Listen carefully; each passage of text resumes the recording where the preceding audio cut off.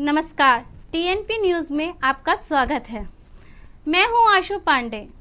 हमारा संविधान हमें अपने अपने धर्म के अनुसार आचरण करने और अपने धर्म का प्रचार प्रसार करने की आज़ादी देता है, लेकिन उस लक्ष्मण रेखा का उल्लंघन करने का अधिकार किसी को नहीं है, जो देश में धार्मिक सौहार्द की स्थिति को बनाए रखने के लिए ज़रूरी है। लेकिन इस रेखा का उल्लंघन न करने का दायित्व जिन पर है, वे अक्सर अपनी सीमा लांघ देते हैं। ये चिंता की बात है और खतरे की भी। अक्सर हम देखते हैं कि राजनीतिक दलों के प्रवक्ता और समर्थक अपने नाटकीय और दुर्भाग्यपूर्ण व्यवहार से टीवी के दर्शकों को लुभाने की कोशिश करते हैं, लेकिन कभी कभी ये कितना खतरनाक साबित होता है, इसका अंदाज़ा देश की वर्तमान स्थिति को देखकर लगाया जा सकता है। शायद ये पहली बार है जब देश में किसी टीवी चैनल के कार्यक्रम से उठा विवाद अंतर्राष्ट्रीय स्तर तक पहुंच गया हो, और इस विवाद ने राष्ट्रीय और अंतर्राष्ट्रीय दोनों स्तरों पर देश के लिए एक मुश्किल स्थिति पैदा कर दी है। बहरहाल, ऐसे में बड़ा सवाल ये है कि आखिर ऐसा करने वालों के लिए कानून क्या कहता है। आज हम इन्हीं सारे सवालों के जवाब जानेंगे। हमारे साथ स्टूडियो में मौजूद हैं दिल्ली हाई कोर्ट के वरिष्ठ अधिवक्ता हेमंत शुक्ला जी। नमस्कार। हेमंत जी, आज के दौर में एक नया शब्द ट्रेंड में आया है, हेट स्पीच।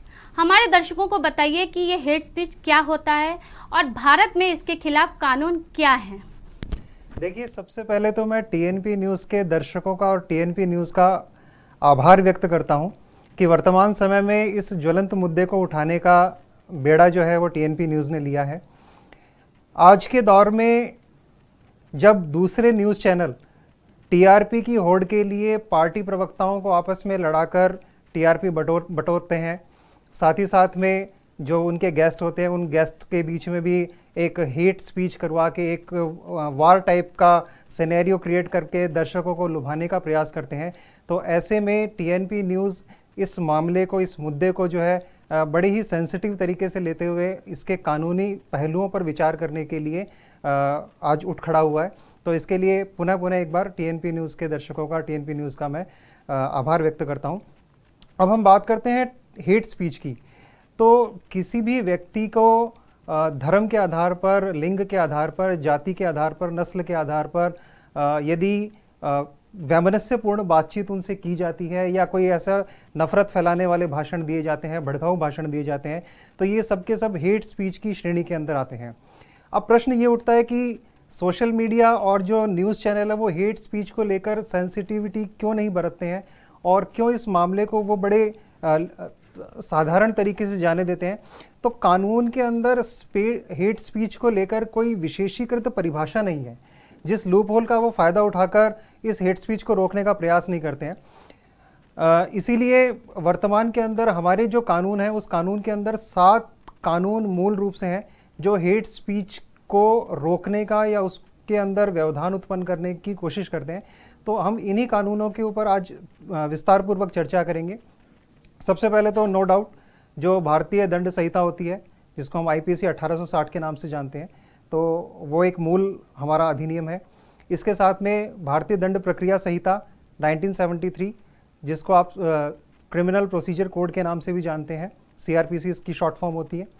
इसके साथ साथ में जो नागरिक अधिकार कानून है 1955 और जनप्रतिनिधि अधिनियम, इसके साथ साथ जो धार्मिक संस्थाओं के लिए कानून है वो कानून, और इसके अतिरिक्त जो न्यूज़ चैनल और टीवी अधिनियमन रेगुलेटरी एक्ट्स हैं, और साथ साथ में जो सिनेमेटोग्राफी जो एक्ट है, तो ये सारे के सारे 7 मूल रूप से कानून हैं जो हेट स्पीच को रोकने के लिए प्रयासरत हैं, और इन्हीं के माध्यम से हम हेट स्पीच जो होती है उसके ऊपर कहीं ना कहीं जाकर एक लगाम लगा सकते हैं।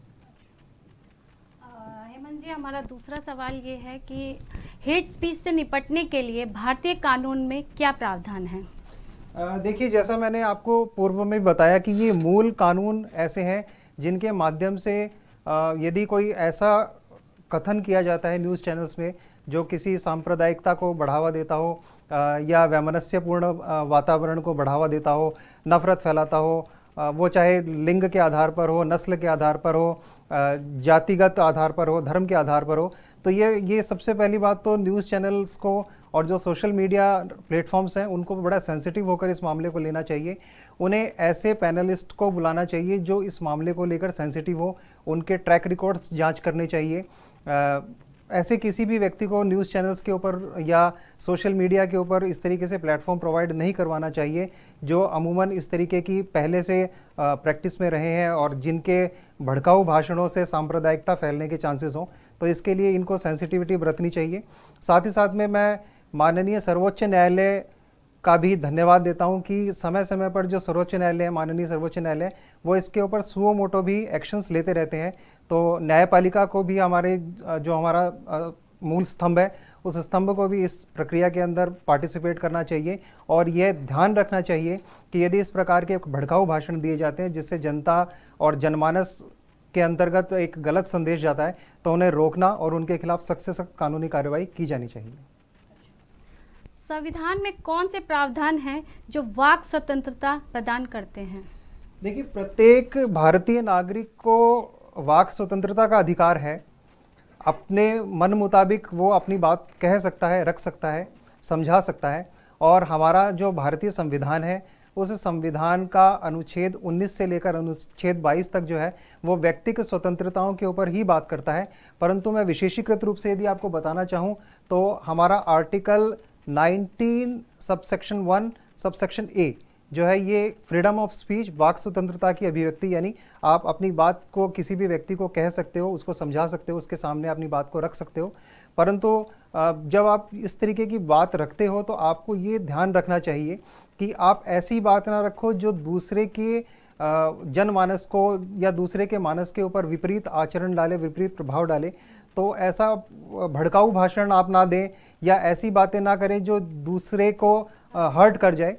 तो वो चीज़ आपको ध्यान में रखनी चाहिए। बाकी फ्रीडम ऑफ स्पीच के लिए आर्टिकल 19(1) जो है वो इसके अंदर इसके डिटेल्ड प्रोविजंस हैं।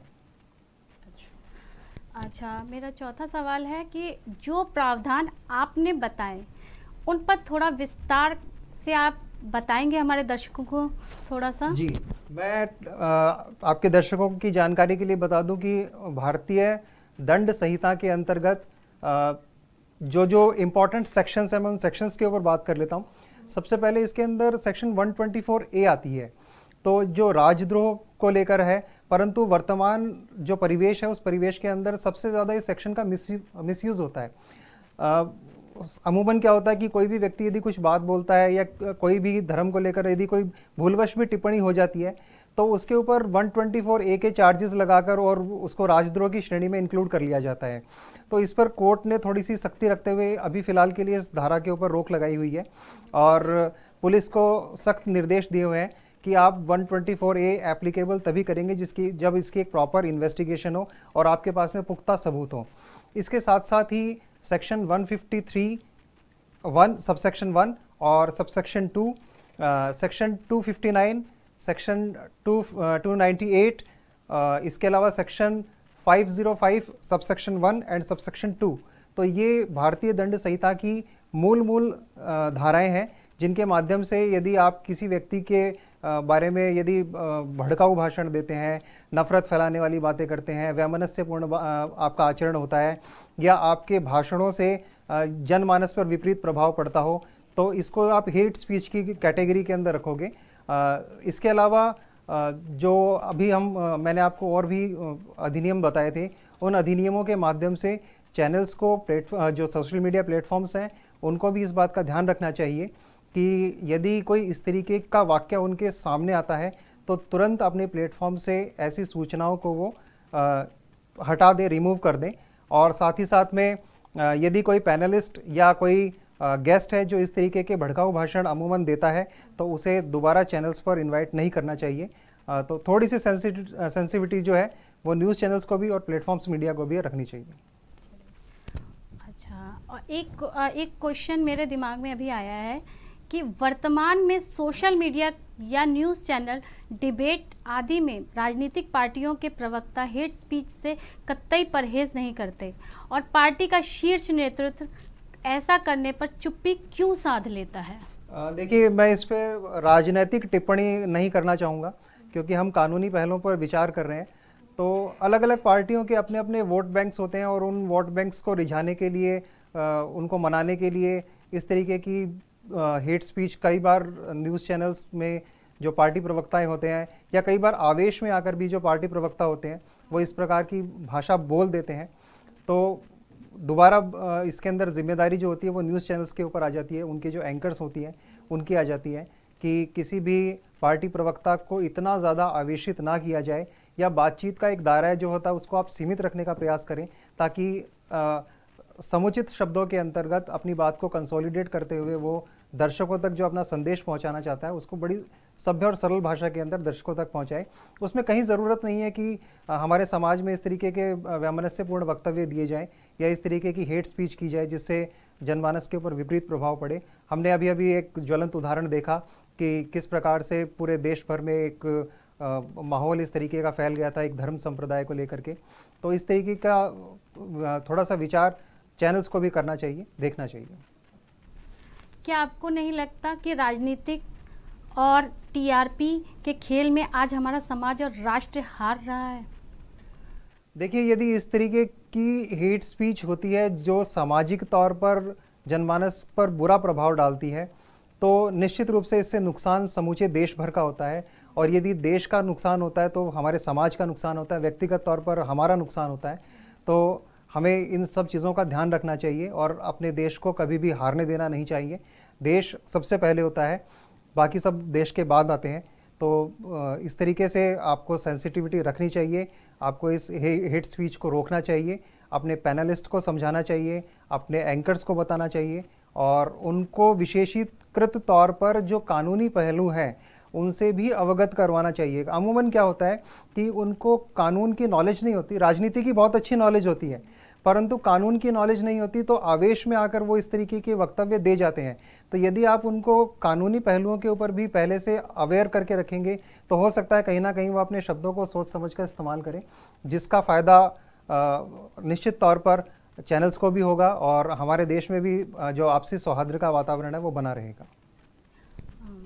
सामाजिक तौर पे आप लोगों को चैनल के माध्यम से क्या संदेश देना चाहेंगे? मैं आपके दर्शकों को सामाजिक तौर पर यही संदेश देना चाहूँगा कि आप बड़े विचारपूर्वक, विवेकपूर्वक जो है न्यूज़ चैनल्स का चयन करें और ऐसे जो पैनलिस्ट हैं वो पैनलिस्ट भी ध्यान रखें कि आप अपने शब्दों को बड़ा सोच समझकर इस्तेमाल करें। आप देश के लीडर्स हैं, आप देश के राजनीतिक नायक हैं, तो आपके हज़ारों लाखों करोड़ों फॉलोवर्स होते हैं जो आपकी एक बात पे लेकर और पूरा का पूरा जो सामाजिक परिवेश होता है उसको बदलने की क्षमता रखते हैं। तो आपका एक एक शब्द जो होता है वो बड़ा कीमती होता है और उस शब्द को बड़ा सोच समझकर इस्तेमाल करें। उस शब्द का प्रयोग जो होता है वो समाज के सृजन के लिए होता है, ना कि समाज के विनाश के लिए। तो मेरा यही जनमानस को संदेश है कि प्लीज़ थोड़ी सी सेंसिटिविटी रखें और अपने शब्दों का इस्तेमाल रखें, शब्दों की मर्यादा रखें जिससे हेट स्पीच ना हो। इसी के साथ मैं अपनी वाणी को मैं विराम देना चाहूँगा। तो ये हमारे साथ थे दिल्ली हाईकोर्ट के वरिष्ठ अधिवक्ता हेमंत शुक्ला जी, जिन्होंने हमें तमाम महत्वपूर्ण जानकारियाँ दी। आज के लिए बस इतना ही। आप बने रहिए टीएनपी न्यूज़ के साथ। धन्यवाद।